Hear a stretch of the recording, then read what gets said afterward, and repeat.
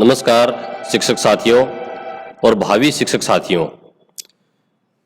आज हम चर्चा करने वाले हैं अंग्रेजी माध्यम विद्यालय, जिसके लिए हाल ही में संविदा भर्ती प्रक्रियाधीन है और जिनका नाम जो है वो सहायक अध्यापक रखा गया है।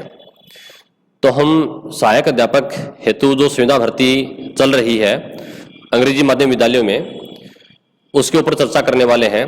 और चर्चा करने के लिए हमारे बीच मौजूद हैं हमारे शिक्षक साथी श्री चंद्रभान जी। नमस्कार साथी। सर, आपका स्वागत है। और चर्चा, चूंकि अपन चर्चा कर रहे हैं तो चर्चा का तरीका जो है वो प्रश्न और जवाब के माध्यम से होगा। तो हमारा पहला प्रश्न ये है कि महात्मा गांधी जो अंग्रेजी माध्यम विद्यालय हैं या अन्य जो अंग्रेजी माध्यम विद्यालय हैं, उनके लिए अंतिम चयन सूची जारी हो चुकी है और अब इनका पदस्थापन होना है।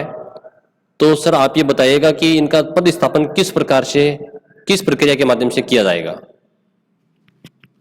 बिल्कुल, देखो राजेश जी, अभी हाल ही में महात्मा गांधी में जो अंग्रेजी माध्यम की संविदा भर्ती है वो हुई है और इसमें सहायक अध्यापक लेवल प्रथम और सहायक अध्यापक लेवल द्वितीय में अंग्रेजी और गणित विज्ञान के अध्यापकों के लिए ये भर्ती प्रक्रिया जारी है। और कल यानी कि 28 जून को इसके जो अंतिम चयन सूची है, अभी हाल ही में जून माह में इन सभी अभ्यर्थियों के हैं वो डॉक्यूमेंट वेरिफिकेशन हुआ था, उनके डॉक्यूमेंट चेक हुए थे जिलावार, और उनमें से जो चयन हो गया था उनका, अब उनकी एक चयन सूची जारी की गई है। जो अब उनकी कट ऑफ मार्क्स भी उसमें जारी किए गए हैं, नामवार, वर्गवार, कैटेगरी वार जो कट ऑफ मार्क्स है वो जारी किए गए हैं और नाम के आधार पर उन अभ्यर्थियों की चयन सूची है वो जारी की गई है। अब उनके लिए जो आगे की जो प्रक्रिया रहने वाली है वो सबसे पहले होगा उनका जिला आवंटन, कि उनका जिला आवंटन है वो होने वाला है और जिला आवंटन के बाद में उसकी आगे की प्रक्रिया है वो होगी। सर, जैसा कि आपने बताया कि इनका जिला आवंटन होना है, तो जब उनके फॉर्म अप्लाई किए गए थे, क्या उस समय जिला आवंटन नहीं हुआ था? यानी कि जिला आवंटन का तात्पर्य क्या है? बिल्कुल, देखिए अभी तो उनके जो डॉक्यूमेंट चेक हुए थे वो भी जिलावार ही हुए थे, लेकिन उनके वो जो जिला आवंटन था उनका डॉक्यूमेंट वेरिफिकेशन के लिए था। अब जो अंतिम रूप से उनकी पोस्टिंग किस जिले में होगी, उनका जो जिला आवंटन होगा, और इन जिला आवंटन के लिए जो अभ्यर्थियों ने जो आवेदन फार्म किए थे उसी समय उनसे जो विकल्प हैं, ऑप्शन है वो भरवा लिए गए थे कि आपको कौन कौन से जिले हैं, और जो उनका क्रम है 33 जिलों का, वो क्रम है उसमें भरवाया गया है और उसी क्रम को, चॉइस को मानते हुए अब इनका जिला आवंटन है वो किया जाएगा और उसके बाद में आगे की कार्रवाई है वो की जाएगी। क्योंकि उनको जिले की प्राथमिकताओं के आधार पर जिलों का अभ्यर्थी ने स्वयं ने चयन किया था ऑनलाइन आवेदन के समय। तो सर, मान लीजिए कोई अभ्यर्थी यदि काउंसलिंग के दौरान उसको पहली चॉइस उसको नहीं मिल पाती है, तो आगे की जो जिला चॉइस है वो किस प्रकार से, आगे की क्या प्रक्रिया रहेगी इसके लिए? देखिए, सभी अभ्यर्थियों को उनके कट ऑफ मार्क्स जो आए हैं उन कट ऑफ मार्क्स के अकॉर्डिंग, जैसे कि प्रथम वरीयता वाले जिले के अंदर यदि वो स्टैंड नहीं कर पा रहा है तो सेकंड, थर्ड, इस प्रकार से उनके जो 33 जिले हैं तब तक उनकी है वो चॉइस चलती जाएंगी, अगर उनकी जो परसेंटेज बेस के ऊपर।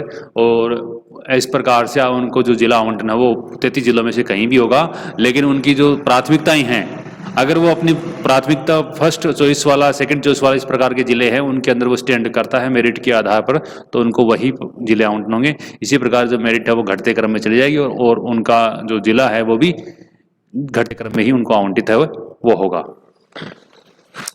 ठीक है सर, ये तो बात हुई अपने जिले की कि किस किस जिले में उनका जो है चयन होना है। अब यदि अभ्यर्थी को जिले की चॉइस मिल चुकी है तो वहां पर उसका पदस्थापन किस प्रकार से किया जाएगा? पदस्थापन की प्रक्रिया, उसकी पोस्टिंग की प्रक्रिया कैसी रहेगी?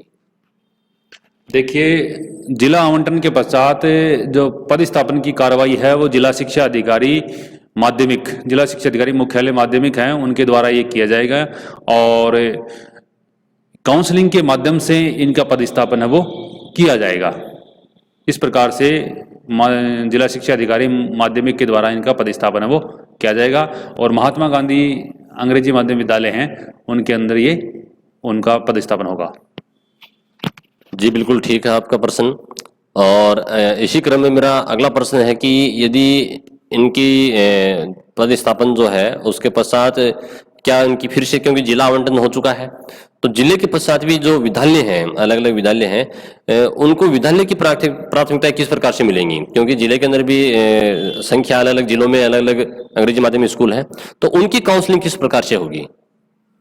बिल्कुल, देखिए पहले तो जिला आवंटन हो जाएगा, फिर जो डीओ सेकेंडरी के द्वारा जब इनका पदस्थापन किया जाएगा उस समय भी इनको काउंसलिंग के मार्फत ही और इनका पदस्थापन किया जाएगा। और इस काउंसलिंग के मार्फत जो पदस्थापन किया जाएगा उसमें इनकी कैटेगरी बनाई गई हैं काउंसलिंग के लिए एजुकेशन में, कि विकलांग वगैरह सारे हैं वो पहले आ जाएंगे, उसके बाद में जो विधवा परित्यक्ता श्रेणी है उनको पहले प्राथमिकता दी जाएगी, उसके बाद में समस्त महिलाएं आ जाएंगी और लास्ट में जो पुरुष वर्ग है वो उसके अंदर होगा।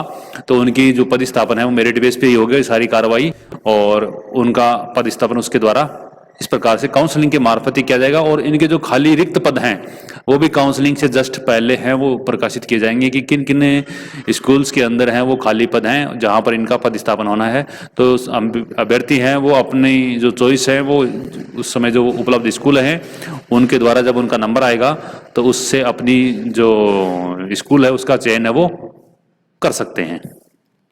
जी बिल्कुल सर, क्योंकि पदस्थापन बिल्कुल पारदर्शी होने के लिए और काउंसलिंग माध्यम रखा गया है। काउंसलिंग का मतलब जैसा कि सर ने बताया, विकलांग को सबसे पहले प्राथमिकता दी जाती है, उसके पश्चात जो विधवा परित्यक्ता है और फिर सभी महिलाएं, और महिलाओं का भी जो क्रम है वो मेरिट बेस रहेगा, उनके परसेंटेज बेस रहेगा।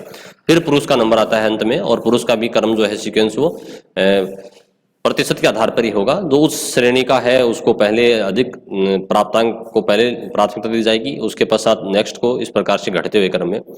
और मेरा इसी क्रम में अंतिम प्रश्न ये है कि पदस्थापन इनका कब तक हो जाएगा, यानी कि क्योंकि जो अभ्यर्थी हैं बेसब्री से इंतजार कर रहे हैं इस भर्ती को लेकर के, काफ़ी जो अभ्यर्थी हैं, तो ये कब तक इसकी संभावना है? बिल्कुल, देखिए राजेश जी, इनके जो पदस्थापन के लिए काउंसलिंग का जो कैलेंडर है वो विभाग के द्वारा अभी जारी नहीं किया गया है, लेकिन जब काउंसलिंग का जो कैलेंडर आएगा उसमें पदस्थापन के जो विस्तृत दिशा निर्देश भी आएंगे उसमें, और ये कैलेंडर है वो अपने जुलाई का जो पहला पखवाड़ा है उसमें ऐसा लगता है कि उसके अंदर है काउंसलिंग और पदस्थापन की प्रक्रिया है पूर्ण हो जाएगी। जिस प्रकार से विभाग की कार्रवाई इस भर्ती को लेकर श्रीमान निदेशक महोदय वो संजीदा है, तो मुझे लगता है कि जुलाई का जो प्रथम पखवाड़ा है उसके अंदर तब तक इनकी जो पदस्थापन की कार्रवाई है वो पूर्ण कर ली जाएगी, क्योंकि जैसे कैलेंडर आएगा उसके बाद में पदस्थापन की कार्रवाई में बिल्कुल भी समय नहीं लगने वाला है, क्योंकि सभी तैयारियां यहाँ विभाग के द्वारा पूरी कर ली गई है। जी सर, बहुत बहुत धन्यवाद आपका। और यदि कोई अभ्यर्थी आगे इसके बारे में और विस्तृत दिशा निर्देश या और जानकारी लेना चाहता है तो आप हमारे चैनल से जुड़े रहिएगा। और आपके अगर शिक्षक साथी इसको देख रहे हैं तो आपके घर परिवार में रिलेटिव कोई भी अगर अभ्यर्थी ये जानकारी चाहता है तो आप हमें कमेंट बॉक्स में कमेंट भी कर सकते हैं। और साथियों, आपसे निवेदन रहेगा, चैनल को सब्सक्राइब कीजिए, लाइक कीजिए, अधिक से अधिक आप इसको शेयर कीजिए। बेल आइकन बटन दबाने से आपके पास नोटिफिकेशन आ जाएगा अगले वीडियो का।